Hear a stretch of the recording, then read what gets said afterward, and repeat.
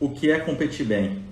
Isso é a gente escuta o pessoal falando, esse jogador é um bom competidor, ou esse jogador não compete tão bem, ou esse jogador bate bem na bola, mas não compete tão bem. Então, a primeira coisa importante é a gente entender o que é competir bem no tênis, né? Se a gente analisar no dicionário, competir ele está muito ligado à palavra a disputa, né? A disputar com o outro, a concorrer, a concorrência por um mesmo objetivo, lutar ao mesmo tempo. Então a gente pode analisar, a gente pode definir essa parte de competir bem como uma entrega física e mental dos jogadores, né? Não só na hora do jogo, mas também em toda a sua preparação. Então, competir bem, ela está muito ligada a disputar, a saber disputar bem com o outro, a concorrer por um mesmo objetivo. Quando a gente pensa num jogo de tênis, são dois jogadores lutando pelo mesmo objetivo, que é vencer a partida. Então, isso é uma competição, é uma disputa entre duas pessoas com o mesmo objetivo, tá? E muita gente confunde competir bem com vibrar ou gritar, né? Ficar gritando vamos toda hora. E não necessariamente um jogador que grita muito, ele compete bem, muito pelo contrário, tá? Se a gente analisar os melhores competidores do mundo, talvez o melhor da história seja o Nadal. Acho que ele foi até eleito o melhor competidor de todos os esportes, se eu não me engano. E ele é um jogador que grita bastante, né? Grita vamos durante o jogo inteiro. Às vezes no primeiro game ele já está gritando, né? Mas é a maneira dele de competir, tá? Mas não é isso que faz ele um bom competidor. Outros jogadores, como por exemplo o Federer, que jogava mais quieto um pouco, também era um excelente competidor. Então não é a questão de vibrar ou não vibrar que vai me tornar um bom competidor.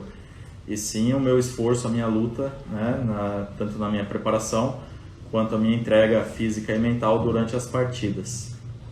É isso que define um bom competidor, tá?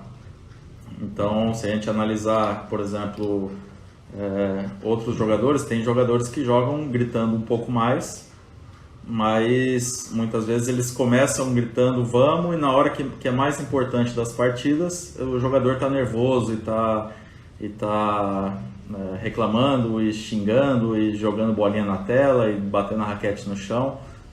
E isso, então, mesmo vibrando, ele começa o jogo vibrando muito, mas quando chega ali num 3-3, 4-4, nas horas mais decisivas, esse jogador ele acaba perdendo um pouco mais a cabeça, né? Então isso não adianta nada, isso torna ele um mau competidor. Normalmente os melhores competidores, eles até reclamam, mas nas horas mais importantes eles conseguem competir melhor, a cabeça deles tá bem focada ali no que eles têm que fazer nessas horas mais importantes. E se a gente pensar nos jogadores profissionais, todos os jogadores que a gente assiste na televisão ali, os top 100, todos são excelentes competidores. Muita gente pode achar, por exemplo, que o Fognini ou que o Kyrgios não são bons competidores, e isso não é verdade, tá? Às vezes até naquele nível que eles jogam, tá? Eles mostram algumas fraquezas, às vezes mentais, mas se, por exemplo, se eu pegar qualquer um desses jogadores e colocar contra um jogador que é número 200, 300 do mundo, ele vai levar vantagem. É bem comum a gente ver jogadores top 100 que jogam alguns challengers e acabam ganhando os challengers. Eles não têm resultados tão bons no top 100, nos torneios ATP, mas quando eles abaixam o nível de torneios para os torneios challengers, eles acabam ganhando, como aconteceu muitas vezes, por exemplo, com o Tomás Bellucci, um pouco mais antigamente com o Marcos Daniel, agora o Thiago Monteiro.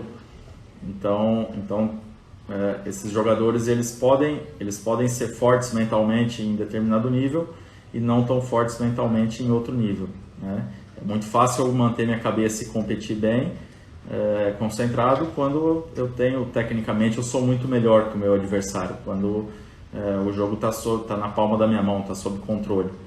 Mas quando eu jogo um nível um pouco mais equilibrado, um pouco mais difícil, é mais difícil eu manter esse controle, mais difícil eu ser forte mentalmente. Então o nível de competição, esses jogadores que a gente assiste na televisão, eles realmente são ali os melhores competidores do mundo. Então quando a gente analisa, faz uma crítica a esses jogadores, a gente sempre tem que lembrar que eles estão jogando também contra um outro jogador que é top 100, né? que também está entre os melhores do mundo. Então isso é importante a gente levar em consideração.